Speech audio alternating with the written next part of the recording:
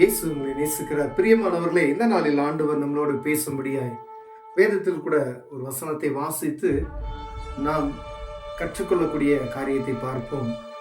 அநேக நேரங்களில் நாம் வேண்டுதல் செய்கிறோம், ஜெபம் செய்கிறோம். அந்த ஜெபத்திற்கு பதில் கிடைக்கவில்லை. ஜெபம் செய்வோம், ஒருவேளை ஒரு அவசரமான ஒரு தேவையாக இருக்கலாம், ஏதோ ஒரு காரியத்துக்காக பல மாசங்கள் ஜெபம் செய்யலாம். அப்படி அநேக நாட்கள் ஜெபம் செய்து அந்த ஜெபம் ஏன் கேட்கப்படவில்லை, ஏன் நமக்கு ஆண்டவர் பதில் கொடுக்கவில்லை என்பதை அநேகருக்கு குழப்பங்கள் உண்டாயிருக்கிறது. ஒரு காரியத்துக்கான ஜெபம் பண்ணிக்கிட்டே இருப்போம், அது நம்ம ஜெபம் பண்ணிக்கிட்டே இருப்போம். ஆனால் அது எப்படி நம்ம ஜெபிக்கிறோம் அப்படின்றது நமக்கு தெரியாது. ஒருவேளை ஆண்டவர் சமூகத்தில் போய் ஆழமா உள்ள நம்ம சரீரம் மாத்திரம் ஜெபம் பண்ணாதபடி நம்முடைய ஆவி ஆத்மா எல்லாம் தேவ சமூகத்தில் அந்த காரியத்தை கேட்கும் பொழுது ஆண்டவர் செய்வார். ஆனால் வேதம் யாக்கோபின் புஸ்தகம் 4வது அதிகாரத்துல இப்படியாக சொல்லுகிறது, நீங்கள் விண்ணப்பம் பண்ணியும் உங்கள் இச்சைகளை நிறைவேற்றும்படி செலவழிக்க வேண்டும் என்று தகாத விதமாய் விண்ணப்பம் பண்ணுகிறபடினால் பெற்றுக்கொள்ளாமல் இருக்கிறீர்கள் என்று சொல்லி பாருங்க. நீங்க விண்ணப்பம் பண்றீங்க, ஒரு ஆண்டவர் தேவ சமூகத்துல போய் எதுக்கு ஜெபிக்கணுமோ அந்த காரியத்துக்கு நம்ம ஜெபம் செய்து ஆண்டவர் சமூகத்தில் அந்த காரியத்தை பெற்றுக்கொள்ளலாம். பிரியமானவர்களே, நம்முடைய இச்சைகளுடைய காரியங்களுக்காய் தகாத விதமாய் வசனம் சொல்லுது பாருங்க, இச்சைகளை நிறைவேற்றும்படி செலவழிக்க வேண்டும் என்று தகாத விதமாய் நம்ம ஜெபம் செய்யறோமா. இப்ப இச்சை அப்படின்னு சொல்லிட்டீங்கன்னா அநேக காரியங்கள் இருக்கிறது. ஒருவேளை ஒரு வீட்டுல நமக்கு ஒரு கார், நம்ம ஒரு சின்ன குடும்பம் இருக்குன்னா ஒரு கார் போகும். பக்கத்துல ஒருத்தவங்க சொந்தக்காரவங்க 2 கார் வச்சிருக்காங்கல்ல, அவங்களுடைய வருமானம் எப்படி இருக்குது அது அவங்களுடைய தான் தெரியும். அவங்க கார் வாங்கிக்கிட்டாங்கன்னு சொல்றதுக்காண்டி நம்ம கார் ஓட்டுறதுக்கு ஒரு பைக் வச்சிருப்போம், காருக்கு நமக்கு தேவையில்லை, கடன் பட்டுனாலும் ஒரு காரை வாங்கணும்னு நினைக்கிறேன். பார்த்தீங்களா, இது ஒரு இச்சை. இது ஒரு இச்சையான ஒரு உதாரணத்துக்கு நான் உங்களுக்கு சொல்றேன், ஒரு இச்சையான காரியம். அதே போல ஒரு வீடு நம்ம வச்சிருக்கோம் அப்படின்னு வச்சுக்கோங்க, ஒரு வீடு வாங்கணும். தேவ சமூகத்துல இந்த காரியத்துக்கு நம்ம கருத்தா நம்ம ஜெபம் பண்ணா உங்களுக்கு வீடு வேணும்னா சில ஆண்டவர் வாங்கி தருவார், அதுக்கான வாசல்கள் திறக்கப்படும். ஆனா ஒரு வீடு இருக்க இன்னொரு வீடு நம்ம பிரம்மாண்டமா இருக்கணும் அப்படின்னு சொல்லி இச்சை நிமித்தமா வரக்கூடிய அளவுக்கு மீறி ஆசைப்படுகிற ஒரு காரியம் இருக்கு பார்த்தீங்களா, அப்படிப்பட்ட காரியத்தை ஆண்டவர் அது கேட்க மாட்டார். அதுதான் இச்சை. அதுதான் ஆண்டவர் சொல்றாரு பாருங்க, தகாத விதமாய் விண்ணப்பம் பண்ணுகிறபடினாலே பெற்றுக்கொள்ளாமல் இருக்கிறீர்கள். உங்களுக்கு செய்ய ஆண்டவர் உங்களுக்கு எதை செய்யணுமோ அதை செய்வார். தேவையற்ற காரியங்கள், அது நீங்க ஒருவேளை ஒரு காரியத்துக்கு நீங்க ஜெபம் பண்ணிக்கிட்டே இருக்கிறீங்க, அந்த காரியம் உங்களுக்கு லேட் ஆகிட்டே இருக்குன்னு சொன்னா ஆண்டவருக்கு சித்தமான நேரத்துல ஒருவேளை அதை எப்ப கொடுக்கணும்னு சொல்லி தெரியும், அப்ப அந்த நேரத்துல கொடுப்பார். ஒருவேளை சில காரியங்கள் உங்களுக்கு அது தேவையில்லைன்னு சொல்லி ஆண்டவருக்கு தெரியும், அதை என்ன செய்வார், தடை பண்ணி போட்டுக்கிட்டே இருப்பார். ஒருவேளை அந்த காரியத்துக்காக ஆண்டவர் சமூகத்தில் நீங்க ஜெபம் பண்ணிக்கிட்டே இருக்கலாம், அது உங்களுக்கு தேவையா இருக்கலாம். அவருக்கு சில நேரங்கள்ல இதுக்கு இந்த நேரத்துல கொடுத்தா இவங்க அதை சரியா பயன்படுத்துவாங்க அப்படின்றது ஒரு காரியத்தை ஆண்டவருக்கு தெரியும். அதனால சில நேரங்கள் அதை லேட் பண்ணுவார். பாருங்க, இச்சையான காரியத்தின் நிமித்தமாய் நம்ம ஜெபிக்கிற ஜெபங்களுக்கு ஒரு நாள் பதில் வராது. பாருங்க, கீழே உலக சிநேகம் தேவனுக்கு விரோதமான பகை என்று அறியீர்களா, ஆகையால் உலகத்துக்கு சிநேகராய் இருக்க விரும்புகிறேன், தேவனுக்கு பகைஞனாய் இருக்கிறான் என்று சொல்லப்படுகிறது.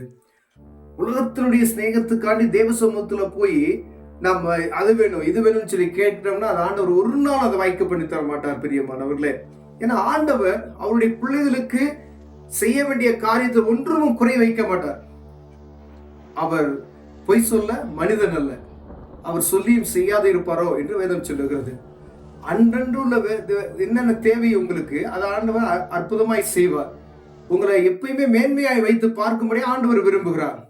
ஒருவேளை நீங்க அப்படி நீங்க இப்போ ஒரு உதாரணத்துக்கு நான் ஒரு காரியம் சொல்றேன் பாருங்களேன்,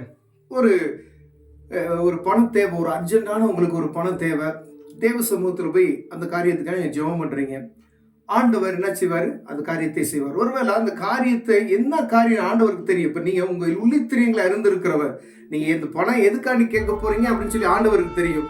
ஒருவேளை நீங்க ஒரு அதாவது உங்களுக்கு தேவையில்லாத ஒரு காரியத்துக்காண்டி நீங்க வாங்க போறீங்க, ஒரு பொருளை வாங்க போறீங்கன்னு வச்சுக்கோங்களேன், அப்படிப்பட்டதான காரியத்துக்காக நீங்க போய் தேவ சமூகத்துல ஜெபிச்சீங்கன்னா ஆண்டவர் என்ன செய்வாரு, இது உனக்கு தேவையில்லைம்மா, இதுக்கு உனக்கு தேவையில்லை அப்படின்னு சொல்லி ஆண்டவர் அதை தடை பண்ணி போட்டு விடுவார் பிரியமானவர்களே.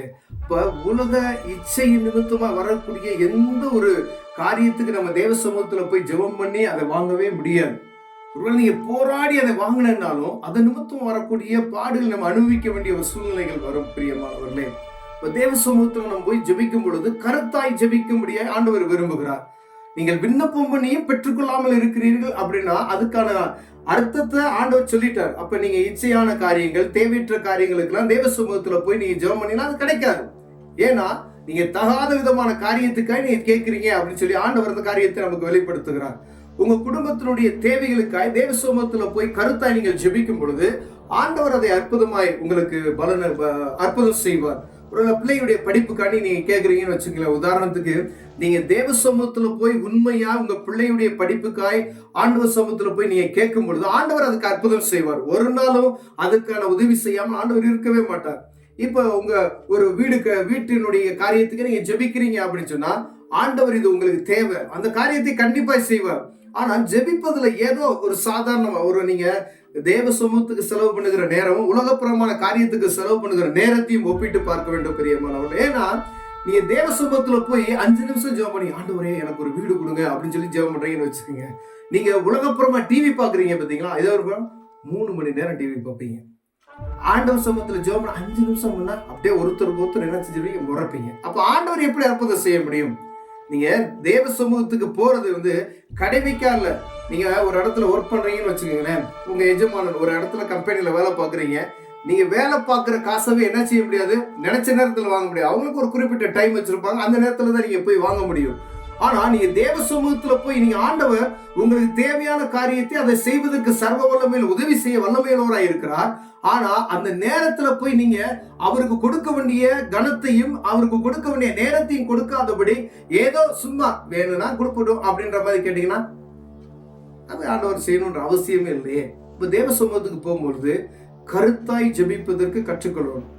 என்ன காரியத்துக்கு தேவ சமூகத்துக்கு போய் ஜெபிக்கணுமோ அந்த காரியத்தை உங்க தேவைகளுக்காண்டி ஜெபிக்கலாம்.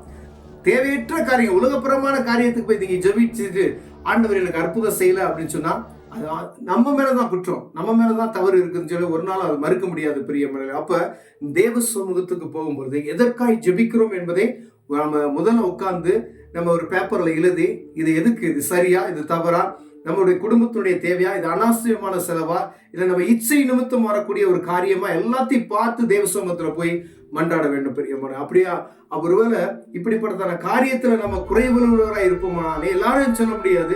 ஒரு சிலர் ஜெபம் பண்ணுவாங்க, வேணா ஜெபம் ஏதோ கடமைக்காண்டி ஜெபம் பண்ற அப்படி ஒரு காரியத்தை அநேக பேர் இருக்கிறது நம்ம அறிந்திருக்கிறோம். ஆனா தேவ சமூகத்துல போய் இது வேண்டும் என்று பெற்றுக்கொள்ள வேண்டும், இது எனக்கு வேணும் அப்படின்னு சொல்லி உறுதியை பெற்றுக்கொள்ளும் பொழுது ஆண்டவர் அற்புதம் செய்வார். அது உங்களுக்கு தேவை என்றால் அது கண்டிப்பா ஆண்டவர் என்ன செய்வார், அற்புதம் செய்வார். தேவை இல்லைன்னா அது ஆண்டவர் என்ன செய்வார், ஒரு நாள் அதை செய்ய மாட்டார். இது பிள்ளைக்கு இது கேடு என்று சொல்லி அதை விட்டு விடுவார் பெரியவங்க. ஒருவேளை நீங்க இதுல குறைவுள்ளவர்களாய் காணப்பட்டா தேவ சமூகத்துல கண்களை முடி ஜெபம் செய்வோம். அன்பின் தகப்பனே, ஆண்டவரே விண்ணப்பம் பண்ணியும் சில நேரங்கள்ல ஆண்டவரே அது எங்களுக்கு கிடைக்காமல் இருக்குது, அநேக இருதயத்துல பாரம் ஆண்டவரே. ஆனாலும் ஆண்டவரே இந்த நாள் இதை அறிந்து கொண்டோம், தேவையற்ற காரியத்துக்கு தேவ சமூகத்துல ஜெபிக்கும் பொழுது கிடைக்காது என்பதை நாங்கள் அறிந்திருக்கிறோம். கர்த்தர் எங்களுடைய சகல தேவையிலும் சந்திக்க சர்வ வல்லமையுள்ள தேவன், அற்புதம் செய்கிறவர். ஆண்டவர் எங்களுக்கு ஒவ்வொரு நாளும் தேவைகளை சந்திக்கிறவராய் இருக்கிறபடியினாலே அதுக்காக நாங்கள் நன்றியோடு துதிக்கிறையா. தொடர்ந்து பிரசன்னத்தால் எங்கள் நடத்தும் இயேசுவின் நாமத்தில் ஆமென்.